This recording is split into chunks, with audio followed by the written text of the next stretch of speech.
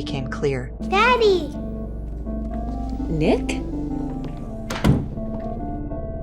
He wasn't dead. He was with my best friend. Nick quickly ripped the phone line out. I kept dialing, but I couldn't get through. It felt like a needle was piercing my heart. Could this have all been his plan? He sent me to prison to claim $2 million in insurance. Then he lived a so-called happy life with her. I had no way to clear my name in prison. I could only turn to the insurance company. They didn't believe me. A lawyer friend told me overturning a case from inside prison was almost impossible. 95% fail. She advised me to accept reality, wait until I got out, find him, and end it once and for all. You ever hear something called double jeopardy, Fifth Amendment to the Constitution? No? Well, double jeopardy provides that no person may be tried for the same crime twice. You got that? The law wouldn't allow a second trial. I gritted my teeth and accepted the advice. I trained every day. The muscle pain gave me a strange sense of clarity. Hatred became my fuel. Seeing my son again became my drive. 6 years passed quietly. My cellmate celebrated my 8-year-old son's birthday. My good behavior earned me parole. I didn't have to stay locked up, but I had to live in a city dorm under a parole officer's supervision for 3 years. This is your social security card. You will find gainful and sustained employment. You're not to carry a firearm or a weapon of any kind, especially a knife. Curfew is at 8:30. Break one rule, and I'd be back inside. I knew this was my only chance to see my son. First, I had to find my best friend. The daycare director told me Maddie and Angie had lived there for 6 years. If I showed up, it would disrupt their lives and hurt Maddie. She refused to give me Angie's address. Under the cover of night, I smashed the glass with my elbow. I accessed the database and found Angie's address.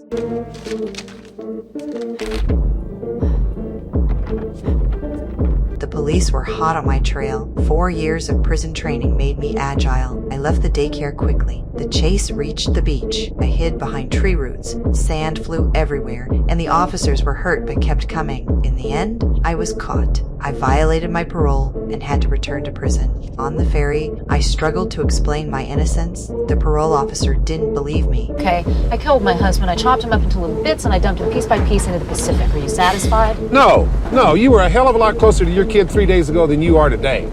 All you had to do was wait 3 years. That's all. I was handcuffed to the door handle. I looked around. My eyes fell on the patrol car. The keys weren't in the officer's hand. The water pipe was close by. I started the car, hitting repeatedly. The officer saw me and ran quickly. They pressed the gas. He fell into the water with me.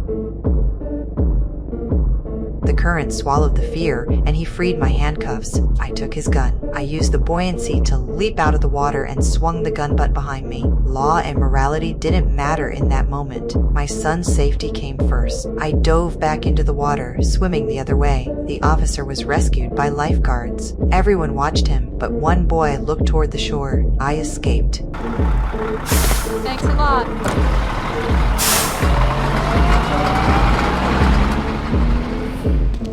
I got in a car and returned home after a long absence. Mom made a living planting tomatoes. She dug out a small aluminum box, her little savings. She didn't ask questions, gave me the money, and let me take the car. At the critical moment, only family could help. I went to the dealership first. I checked credit under the pretense of financing a car. 20 Oriole Terrace, Evergreen, Colorado. Is that your current address? 20 Oriole Terrace, Evergreen, Colorado? Sure is. Didn't you say your name is Angela Green? Because this says it's Angela Ryder. Oh no, I said Ryder. After getting my best friend's address, I left immediately. The officer almost got fired by his boss. He knew I would go after my friend, but I was faster. I found her new place, got my gun ready, and headed for the mansion. I rang the doorbell. May I help you? I'm looking for my friend Angela Ryder. I thought this was her address. I've never heard of her. But we've just moved in. Maybe you should check with the woman who lives next door. She's been here 40 years. I found the neighbor and learned that Angie had died in an accident 3 years ago. Her father had taken my son out that day. Only I knew. It had to have been my husband. I found the old newspaper. Angie made the headlines. I noticed a painting behind her. It was once my husband's collection. I went to the gallery and found it sold to Munich. I noted the seller info and slipped out the back before the officer arrived. I boarded a plane to New Orleans. I traced the address to the seller's hotel. The annual bachelor auction was about to begin. I learned from the staff that the boss would come that night. Your room has a lovely view of the Mississippi, Mrs. Scratch. And I need a masseuse. I'll send Jerome right up. Bruce? 1420, Mrs. Critch. So I've got something for tonight, but I think I need Armani. Yes. Very good, Mrs. Critch, Suite 1420. Of course. I'll be charging it to my room. I wore the dress I borrowed and entered the hotel. The first man on stage was Nick. Women in the audience started bidding. Well, we have 5,500. Will the lady take us to 6? $10,000. I stepped out of the crowd. He froze. He had always thought I was in prison. You can keep your hotel, your fancy accent, and your new name. Just give me Maddie. I understand. No, now. Give him to me now. I had only one demand: return my son, Nick explained. He had faked his own death so I could claim insurance. He didn't expect me to be imprisoned. That's when he got close to Angie. It was all a nightmare. So is that why you killed her? That was an accident. Nice try, Nick. I'm not buying. It's bullshit. I will swear on the life of Oh, our don't son. you fucking dare. The next day, I arranged to meet Nick and my son at the cemetery. There he is. Maddie, come over here, son.